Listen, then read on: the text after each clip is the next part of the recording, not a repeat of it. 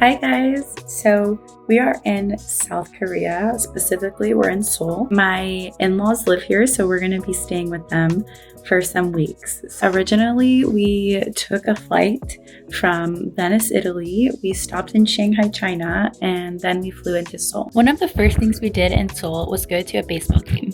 We got there early in order to buy tickets in person. We watched the Bears versus the Twins. The stadium itself was really easy to navigate and there was a lot of signs, so it was easy to find our seats. Once the game started, it got so crazy. I loved it because everyone was into the game, doing cheers for every at-bat, along with coordinating dance moves, and it was really awesome. Many times I forgot about the baseball game and was just jamming out with the crowd. And their mascot was going around the whole game, keeping the party going. After the game, we had some delicious Korean barbecue. The following day, I went to Myeongdong to get the famous Korean head spa treatment.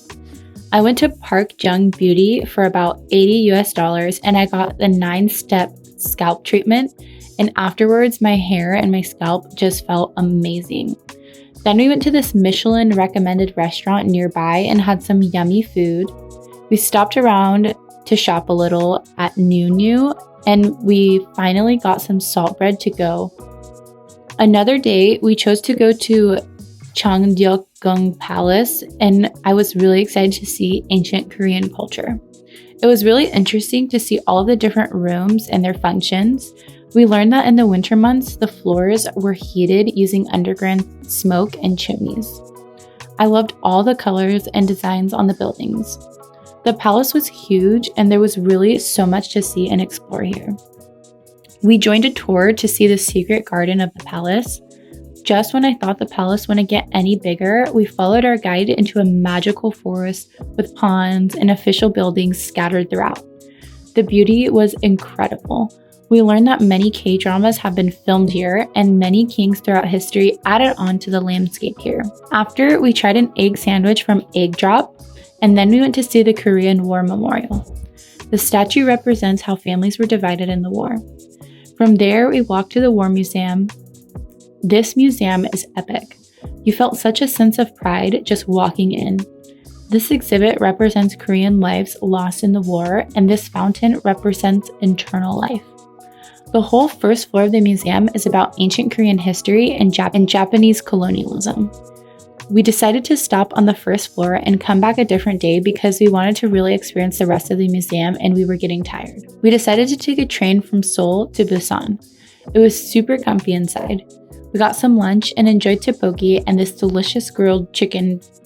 We walked around the city and I just wanted to show you guys my obsession with this coffee at the convenience store here.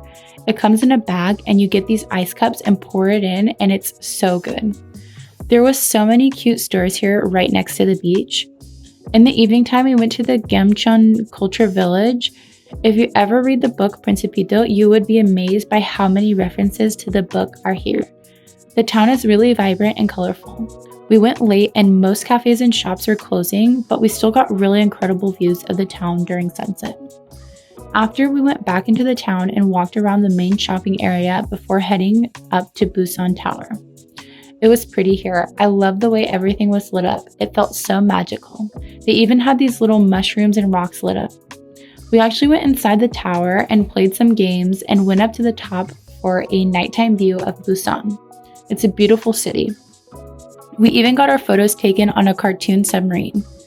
The tower is full of different photo ops and fun art. In the morning, we adventured over to Gyeongju by train. This place is full of these green hills that are tombs to the kings of the Silla Empire back in the ancient times of Korea. We got to go inside of one and see how a king from this period was buried and the science that went behind making one of these tombs. It was full of fascinating history. We walked through this cute street and tried some handmade mochi and some traditional Korean rice rolls. Gyeongju had a different vibe from Seoul or Busan. There was beautiful greenery all around mixed with historic architecture. We walked through some of the gardens that led us to this ancient observatory that was built centuries before us. Then we got to continue exploring the beautiful gardens. It was really humid, but it was worth it.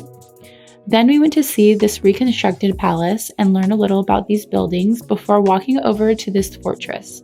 This to me was the most impressive building we visited. It had these pillars going all the way down to the other side, forming this incredible bridge over the river below. I really enjoyed walking through and admiring the designs on the pillars above our heads. We continued to admire the fortress from this stone bridge that we crossed over to lead us to our last stop in Gyeongju, Jocheon Traditional Village. We saw many beautiful traditional Korean homes and schools. This was a home of a famous freedom fighter during the Japanese colonial period. Back in Seoul, we went to check out Costco. I haven't been there since we left the US and I was excited. Something about searching through all the aisles, finding amazing deals and trinkets is so refreshing, and of course, we had to check out the food court. Looking back, I wish I ordered the tteokbokki, but instead I got fish cake soup, and it wasn't so good. But these beef bulgogi bakes, they were incredible. The pizza also looked really delicious. The next day, we visited Olympic Park for a little stroll. The weather is amazing right now in mid-September. It's not really humid, but it's also not cold at all, so it's perfect weather to go on a little stroll. Then we stopped in Seongsu-dong. This is a very popular shopping area, but we came here for snacks. We tried some salt bread. Unfortunately, it was a little cold and not the best. And then we ventured over to this little cafe where we got some really, really delicious cake from this incredible lineup. And we chose the banana chocolate cake. We also got some coffee, and then I stopped at Hanjungsun for some famous mochi. I really wanted to try the peach flavor, but it was sold out. I got the chocolate strawberry one instead, and the packaging was super cute. And for me, guys, this mochi was 10 out of 10. I liked it a lot. Before we left, I stumbled upon this sunglasses store, and it was Bratz themed. It was so awesome. I even got to see myself as a little Bratz doll, and I think they did a pretty good job. She looks like me. There was also a Labubu pop-up shop. That evening, we had some crunchy Korean fried chicken, which is my fave. And I wanted to see the famous library at the Starfield Co-eds Mall, so we made the trip over there, and it was pretty underwhelming. It was really crowded, and everyone was just taking pictures and videos. And I think it might look cooler at night. Then we got some really delicious ramen, and I would definitely go back here. To end the night, we went to the Han River to watch this drone show. It was really cute, and the river looked incredible at night. My advice would be to take the subway there because the traffic was really bad on the way back, and the show was only like 15 minutes. The next day, we visited Jeonbukgung Palace and realized if you dress in traditional Korean clothes, the entry is free. So I really want to come back here and dress up. The palace was huge. I've realized that palaces here are really big, and it's really like a small village, if anything. I feel like the main entrance made a huge impression as you walked through, and the deeper you went into the palace, the more and more beautiful arches and walkways unfolded.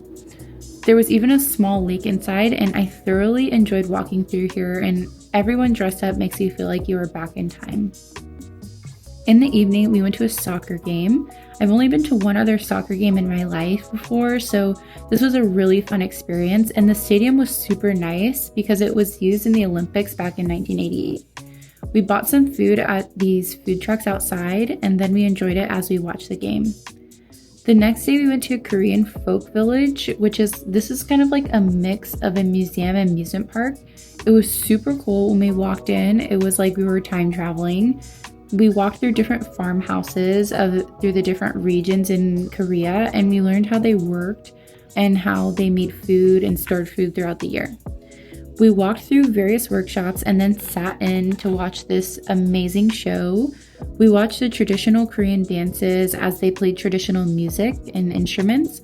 I was really impressed with the skills of the performers, especially because they were twirling these ribbons around their heads for like 30 plus minutes. And I think the show was probably one of my favorite parts of the village. I also loved watching the girls drumming and dancing with their super beautiful dresses. After the show, we continued exploring the different cultural buildings in the area, And then we went and tried some archery. Well, I didn't, but Chris and Maka did an amazing job.